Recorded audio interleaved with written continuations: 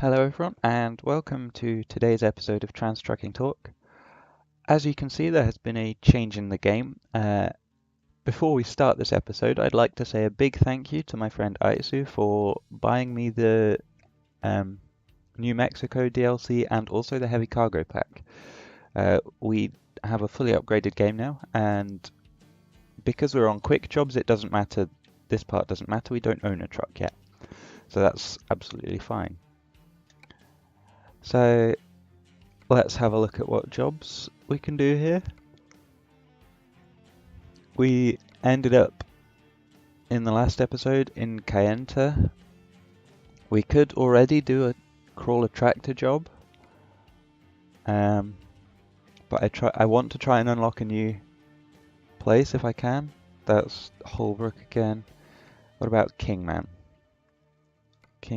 Farmington is New Mexico. I think we'll do this gravel job to Kingman. Take job. So, in today's episode, I'm going to be talking about trans representation in the media, trans documentaries, TV shows that include trans people in them. This is a fairly important topic. Where the bleeding heck are we meant to get out of here? Okay. I think we'd go this way, by the looks of things. Oh my lord. Yeah, let's go this way and see how that works. I'm used to the quarries in Euro Truck Simulator that have the ridiculous hills that you have to try and get out of, so this is a new one for me. Let's just maneuver out of here and then we can get started. There we go.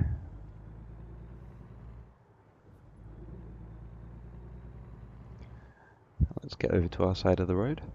So, trans representation in the media is an important topic because without representation, a lot of people probably won't find out that they're trans, and there's not a lot of representation at the minute. There are some programs that pose as documentaries that try to debate the existence or debate the legitimacy of trans people, which are frustrating and harmful to say the least. A good example of this is Channel 4's Genderquake that was on very recently, I believe. In it they had prominent people who are known to be transphobic and have really bad opinions about trans people. They also had, I believe, Caitlyn Jenner, who seems to be a universal representation of every trans person ever, according to the media, which is frustrating, and I can't say I particularly look up to her in any way. I think her politics are unhelpful, and while it's good that she feels comfortable to exist in herself, and I would never begrudge her for that, I also don't think that her politics combined with her trans identity really help anything. Having a visible trans person helps something, but there are many better people I could think of for the role of most visible trans person, which she seems to be at the minute.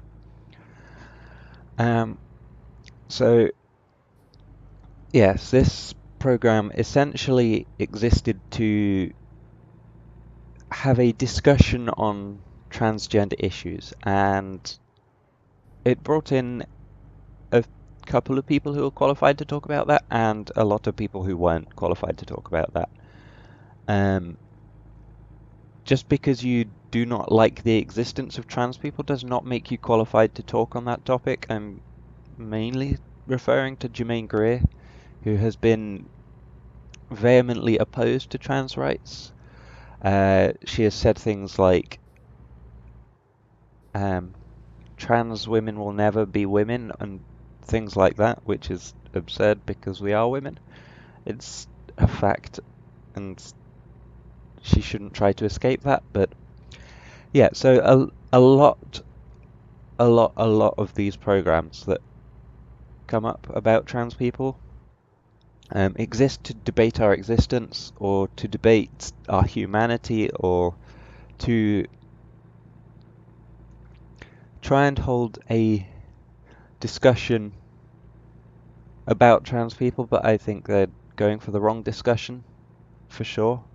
Um, we were talking in another episode about the self-ID laws that may be coming into place in the UK, and they adore debating that sort of thing and whether it will harm women. As far as I am aware, there is not a single person who has come out, like there is not a single case that I have been made aware of, and any cases of this are very few and far between. Um, but I don't know of any cases where someone has legally transitioned and changed their gender and then gone on to do things like go into bathrooms and abuse people like everyone thinks we do, or or anything like that. It's in fact very often the other way round. Um, so shows like this that debate the existence or humanity or safety of allowing trans people to just get on with it are quite frankly bullshit in my opinion. I do not like or trust them at all, and I don't think they're necessary to these transphobic views are not necessary to display as much as we do in the public media. Now, some documentaries are absolutely fantastic. There was one a while back, I can't remember which channel it was on, but I can find that out and say in the description. But it was a documentary that focused just on trans people and their lives and the people in their lives. It gave them a platform to talk about the transition.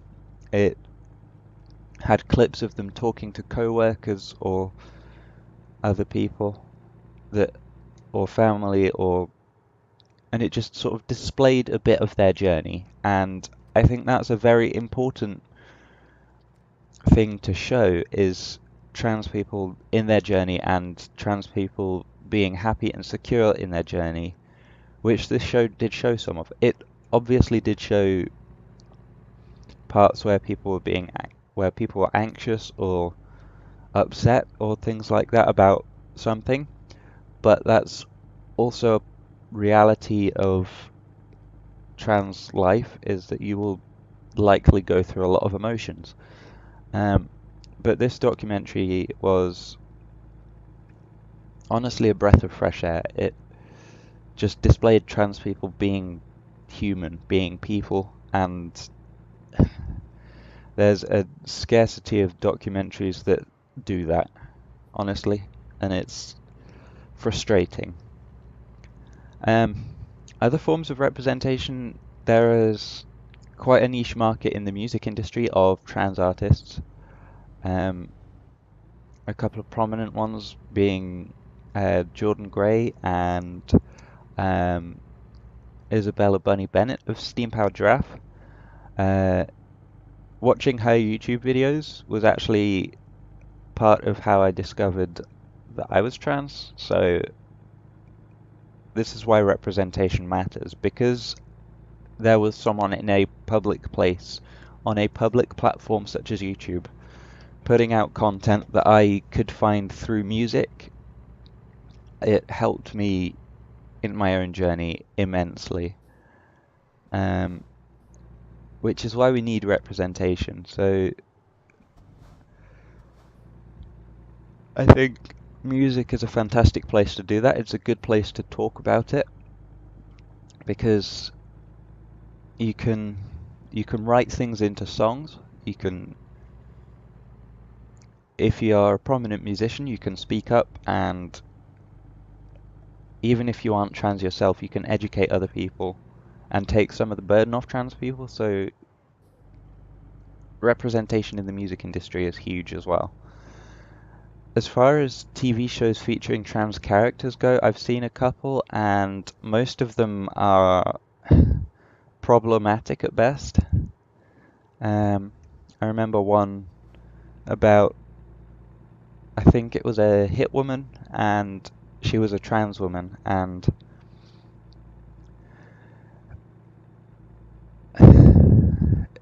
some of the scenes were I found fairly problematic, and I saw this before I knew I was trans. It was sort of a bit of a, looking back, it was a bit of a light bulb moment in that this program talked about having surgery to change your genitals, which I did not know existed before that point. That's a positive that came out of that program, but there were some fairly traumatic scenes in this particular one, and I'd be interested to go back and view it again as someone who is out as a trans woman now, and sort of revisit that. So I might do that at some point and then talk about it in a future episode. There are also programs that have trans characters played by non-trans actors, and that's a huge problem, in my opinion. If more people want to make programs about trans people, they need to hire trans people to play trans people.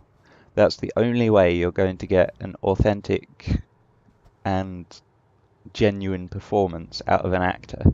Because as much as you can say, oh, imagine if you really didn't like your body in this specific way, if someone hasn't gone through that, they're not going to know.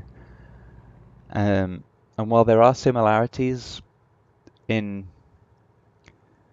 body dysphoria and other things that can cross over into problems that non-trans people have, it's still something that you're only going to get a performance out of a trans person. There are many, many shows that still don't use trans actors to play trans people, and it reinforces the stereotype that that trans women are men in dresses and all sorts of frustrating stereotypes like that. Oh my lord, I'm not focusing. I'm talking too much and got hit by another truck because I didn't see it coming. Whoops. But yeah, there are other things. Comedians especially can be problematic. Things like Jimmy Fallon's series that he does with celebrities, which is like Ooh or something. That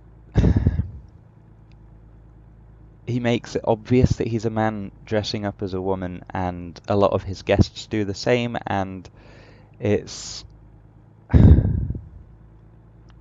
I don't know, it leaves a bad taste in my mouth because it's something that they make a lot of fun out of, and they're essentially making fun out of trans existence and people who may look like they are just a man in a dress or something like that. Or indeed men who just wear dresses because that's what they feel comfortable in. And yeah, it's the way that it's handled in that particular skit is just, I don't really like it at all.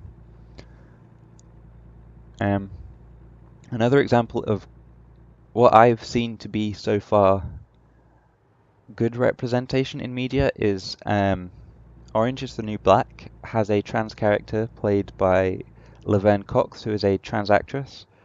There are some fantastic scenes in that deal with hormone therapy, pre-transition and coming out, and she actually has a brother, I think, who is her twin, who played her pre-transition, so they didn't ask her to sort of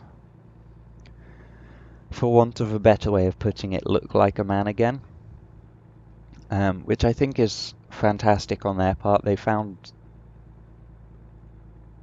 They used her twin brother to their advantage and did it in a fantastic way, in my opinion. Um, it's a honestly insightful look into some of the issues that especially trans women face in prisons. Um,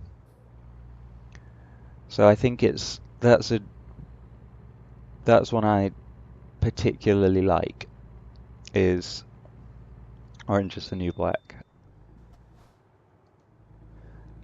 I think they handle it sensitively and really well.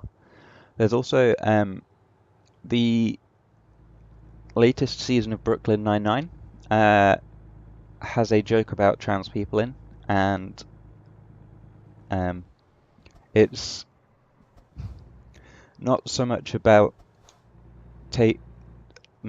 it's not about making fun of trans people at all. It's more um, a joke that raises an issue that trans people face, and I think they handled it fantastically. There's a scene where the main character is in prison, and the main character is law enforcement, and he gets put in prison, and he asks the prison warden, let's face it, who has a harder time in prison than cops? And the warden turns around and says, oh, well, trans women do, or trans people do, or something, words to that effect. And the guy's just like, oh yeah, that's true. And that's the right sort of joke to be making. It's a joke that highlights work that society still needs to do, um, and that um, it's not a joke that makes fun of trans people. It's a joke that points out a problem trans people face, and it's a huge problem for trans people in the prison system. There's so much that could be done so much better, and some people make the argument that they don't deserve fair treatment because they're in the prison system, and that doesn't sit well with me. Everyone's human. At the end of the day, you've got to remember that we're still human, and treating people as less than that is never the right thing, ever. So that joke in the show is a good example of what people who are allies and people who want to help trans people can do. They can use jokes like that to raise awareness of issues that trans people face without it just being another, oh haha, look, it's a man in a dress joke, which is overused and tired and frustrating and annoying and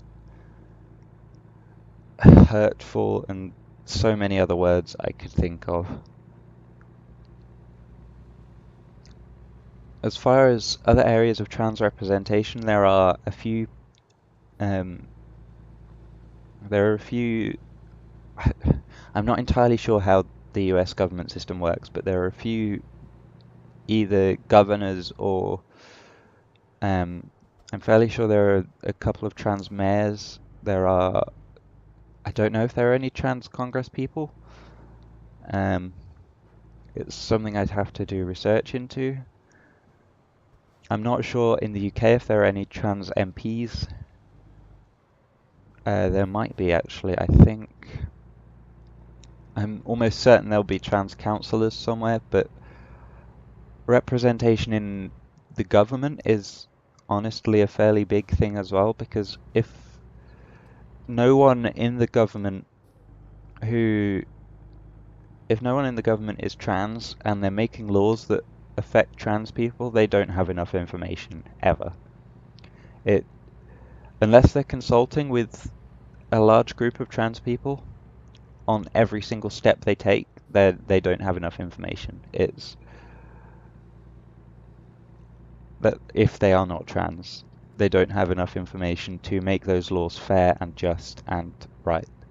So having trans people in government is hugely important, and having trans people in leadership positions in general is hugely important as well. What really doesn't help is having people in prominent positions who are highly transphobic. Prominent journalists such as Jermaine Greer, or even people like Donald Trump, who has repeatedly been transphobic and hired transphobic people and pushed transphobic laws through Congress. It's having people like that in power is huge steps backwards for the trans community, and this comes back to the thing I was saying earlier about Caitlyn Jenner's problematic politics. She actively supported Trump while he was campaigning, and that really doesn't sit well with me. People who are trans and also that conservative, it feels like they're shooting themselves in their own foot to me, because they're electing someone who may on the outside say they care about trans people, but ultimately will pass laws that harm trans people and other vulnerable people. And it's having prominent trans people with those politics is almost acts as a scapegoat for people to say, well, if Caitlyn Jenner does it, then it must be okay because she's trans and she would know. And it's, yeah, it's not at all helpful. Um, there was something else I was going to say. Oh, also bills such as, I can't remember the exact thing. It's SETSA, I think, but bills specifically targeting sex workers also harm a lot of trans people. There are a large number of trans people in the sex work industry, so bills that strip rights or protections from sex workers are hugely problematic for trans people as a whole. The shutting down the websites that sex workers use just makes everything a lot less safe for the sex workers. It doesn't change the fact that sex workers exist. It won't change the fact that sex work goes on. It will just make it less safe for sex workers. So the government passing those bills is highly problematic for trans people. It At the end of the day, it's going to harm a lot of people without really helping anyone, except for helping certain people in power feel righteous and pious about, oh, we did this thing that we believe our God doesn't want humans to do. We're stopping it, and that's another topic I could go on for ages and ages about, is the separation of church and state and how it's important, in my opinion, to not have the state run by any organized religion or require that anyone working for it be of an organized religion. It's one of the things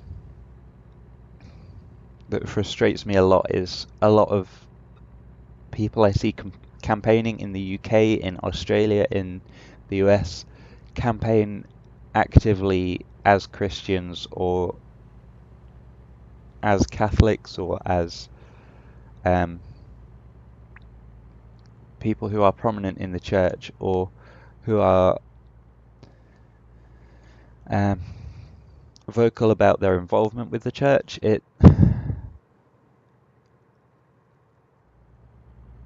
Religion is something you can choose to believe in, while gender identity, sexuality, things that some religious people condemn, are not things you can choose to be.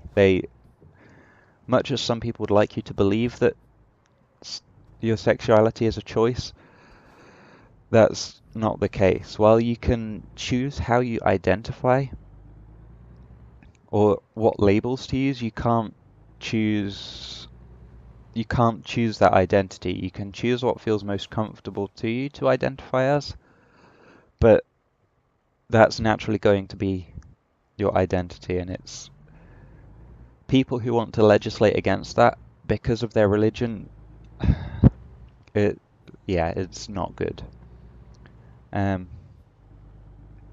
That makes me think of doing a topic on trans people in religion, which, I mean, I think I have a fairly good handle on some parts of it because I grew up as a religious child. I was brought up in a church, and my dad and stepmom are both ministers, so I have a lot of experience with religion, or with at least with Christianity. I can't speak for other religions.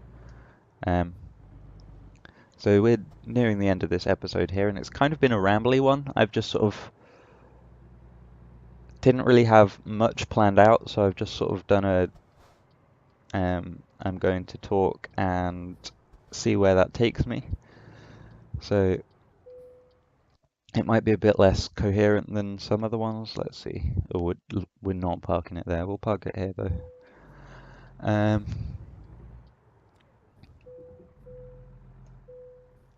This is going to be fun to even get in there. You know what? I'm actually not going to park this one. It's going to take too much time, and this has been quite a long video as is. But we've finished this job. We did get a damage penalty because we did slam into that truck by accident, but we've also leveled up. So let's see what we get.